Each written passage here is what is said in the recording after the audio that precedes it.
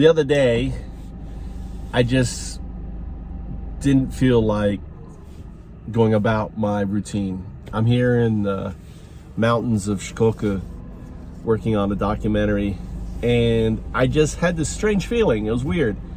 I didn't feel this motivation, and I had a plan to visit some wild bees, and I was headed that way, and then I went and stopped for gas, and I said, you know what, I'm just gonna go back and just chill at the house. And then on the way back, I saw this most unusual thing. Western woman with her thumb out. And it's weird because I always have this feeling that I'm gonna pick up Henro-san. Henro means pilgrim, Henro-san. And I always, I'm always, when I see a pilgrim, thinking, should I stop and offer them a ride? And so it was like, I'm not doing anything. I'm headed that way. She needs a ride. I stopped the car and had a bunch of stuff in my seat. I had to move everything out of my seat to the back. And, she walked over. I got out of the car, right? And I said, Japanese are clueless about hitchhiking. And she goes, oh, I didn't know. And she was so nice. I go, where are you from? She goes, I'm from Holland. I said, oh, great. I said, well, I'm headed up this way. I can give you a ride. And I cleared off the seat, and she got in the car. And she goes, I'm UnDaoDu. I point to my name. Here I am on the Mayan Zodiac. And she goes, UnDaoDu, that's a odd name. Where's that from, or what does that mean? And I start going into UnDaoDu as I share in the story below. And and we hadn't driven that far, when I said, you know what, I'm just gonna take you. I said, where are you headed? She goes, I'm headed to Temple 44. And I just joked because, 45 is Trump. I said, well, as long as it wasn't 45, I'm good with 44. And she goes, how come? I said, well, 44 is Obama. 45 is Trump. We both laughed. So on the way there, she so matter-of-factly just said, yeah, I just spent the week with my children. I was, ask her, and I'm from Holland. And I said, what do you do? She goes, I'm a writer. I interview famous people. And she goes, yeah, I spent really good weeks with my two, and I had to go back because I got to go back to school and everything else. And, I'm in terminal cancer. It's like matter-of-factly, just kind of like an end thing. And I didn't say, oh, sorry to hear that. I go, I just spent 2 years with my dad. He passed with cancer. I'm somewhat familiar with that. And I ended up, a strange thing happened because I'm an atheist. I'm an atheist monk. She goes, oh, I'm an atheist too. And I told her about, the strange thing. It was like, it was the weekend before he died. I'd been reading him his postcards and stuff. And, and I'd make him his breakfast, which was a shake because he couldn't take anything. And he was in his literal deathbed. And I had these tomato seeds I'd planted in pots, and they were at the size they need to be planted into a bigger pot, so they're going to die. And it was kind of a quandary because I knew I couldn't save my father, but I didn't want my tomato plants to die.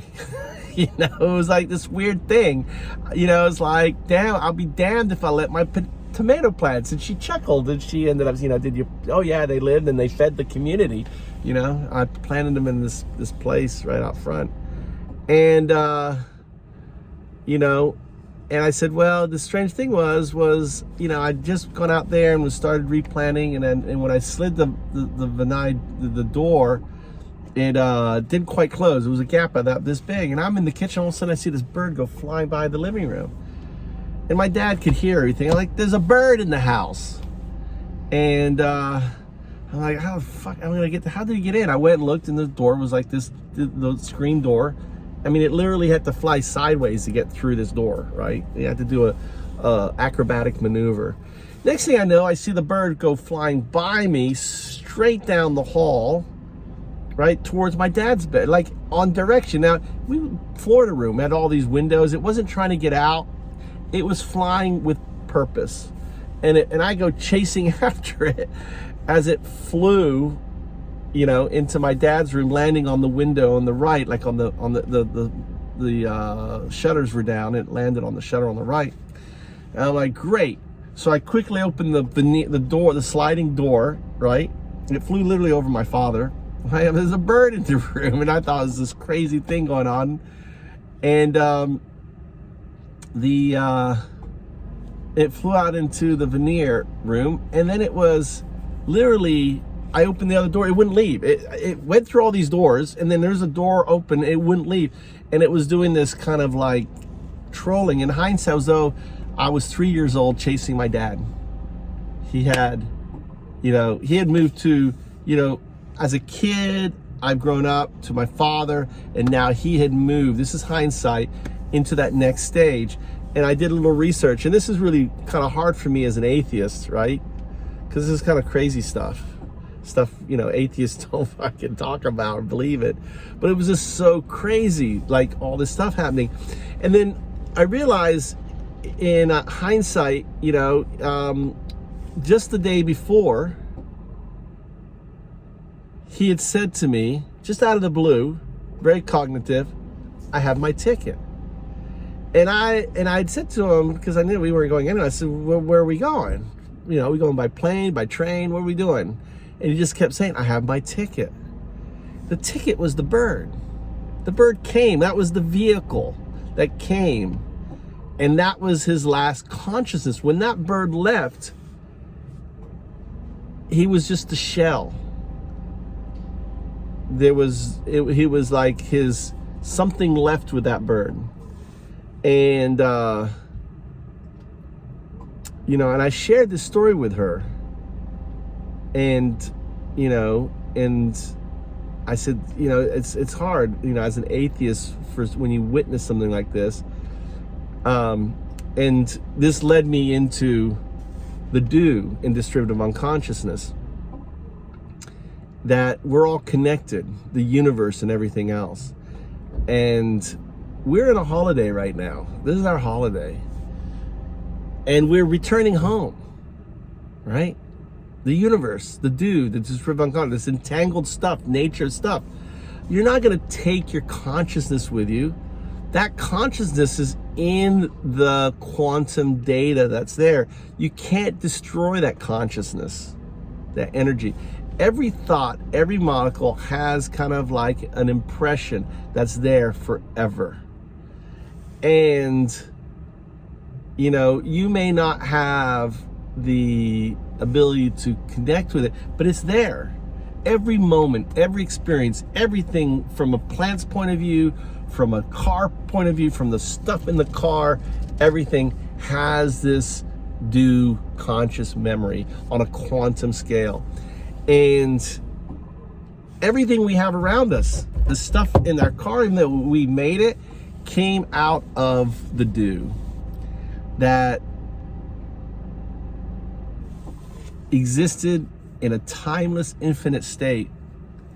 And in this timeless, infinite state, this is probable, not possible. This is probable. When you're dealing with infinity, right? This is probable. And think of it as constantly the steam going off, or, you know, or throwing out these seeds, and one of these seeds will manifest. And the seed that manifests is our universe. So the story below is kind of a written account, kind of focused on the metaphysics of UnDaoDu, and how, you know, I realized after the fact was to help provide this individual with the right perspective in her final months of life. And I hope you enjoy it. UnDaoDu.